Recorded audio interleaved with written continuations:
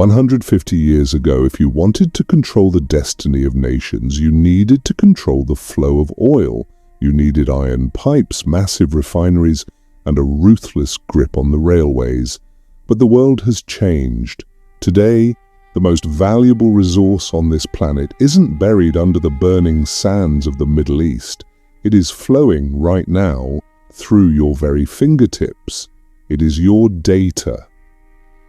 Every search query you type, every like you click, and every microsecond you pause while scrolling is a drop of digital petroleum. John D. Rockefeller, the architect of the original monopoly, once famously said, "I would rather earn 1% off of 100 people's efforts than 100% of my own." Today, the new Rockefellers have perfected this ancient math.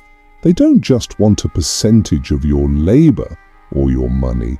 They want a percentage of your conscious mind. They have moved the battlefield from the soil to the soul. Welcome back to the cipher. Today, we decode the final, most terrifying evolution of the octopus. How the strategies of Standard Oil migrated from the physical world into the neural networks that define your reality. In the 1870s, Rockefeller didn't actually care about the individuals buying kerosene lamps to light their homes. He cared about the refinery, the bottleneck that processed the raw material. In 2026, the tech giants of Silicon Valley operate on the exact same blueprint. You are not the customer of Google, Meta, or TikTok. You are the raw, unrefined crude oil. Your attention is harvested in real time, sent to massive digital refineries we call algorithms, and processed into predictive models. These models are then sold to the highest bidder, not just to sell you shoes, but to sell you ideas, lifestyles, and political shifts. This is the Standard Oil of the 21st century. Just as Rockefeller controlled the bottleneck of energy that powered the Industrial Revolution, Big Tech now controls the bottleneck of information that powers the digital age.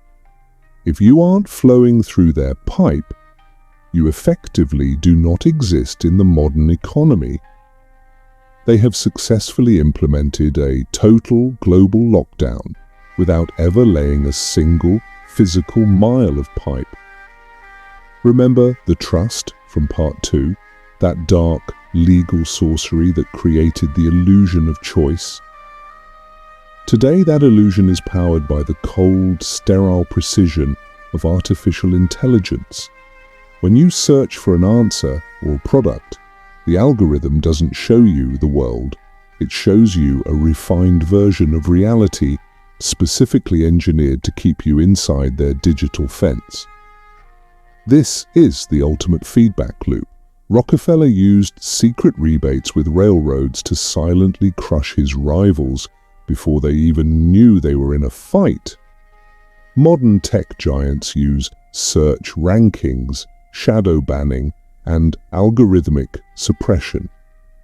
If a small competitor or a dissenting voice starts to grow, the algorithm simply makes them invisible.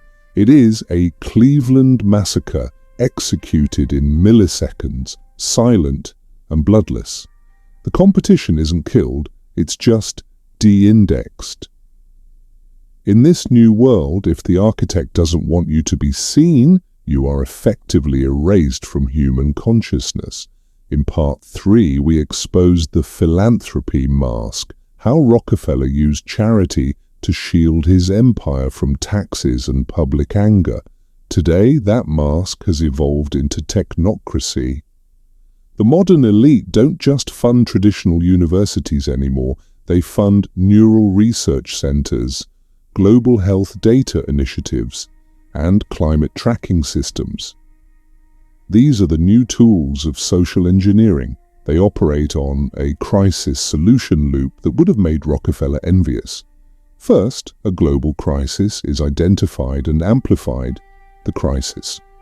Then a solution backed by elite foundations and tech infrastructure, is presented as the only way forward, the solution. This solution always, without exception, involves more surveillance, more centralized data, and more dependency on the system. They used to use kerosene lamps to light the darkness of the world. Now they use blue light screens to program the darkness of the human mind. Governance is no longer about voting, it is about managing the population through the data they provide. We are now entering the final stage of the Rockefeller legacy, the total integration of the machine and the man. With the rise of brain-computer interfaces and ubiquitous AI assistants, the bottleneck is moving. It's no longer your car's fuel tank, your bank account, or even your smartphone. The final bottleneck is the interface between your brain and the world. If a single entity owns the software that translates your thoughts into action, they own the ultimate monopoly. They own your very perception of what is true or possible. This is the sovereignty war. Most people are still arguing about oil prices and interest rates, while the new Rockefellers are quietly building the infrastructure of the human soul. They are playing a game that is centuries ahead of the average consumer. The entire digital empire is built on one thing: predictability. If the algorithm can predict your next move, it can own your next move. Therefore, to be a cipher in the age of big tech, you must become unpredictable. Break your digital patterns. Seek out information that contradicts your refined bubble. Own your own data. Stop being the raw material and start being the architect of your own attention. Comment the word anomaly below if you refuse to be a predictable drop of oil in their machine. In the final part 5, we will reveal the exit strategy, how the ultra-wealthy are preparing for the collapse of the very world they've created, and how you can protect your family's legacy before the final door closes. Subscribe.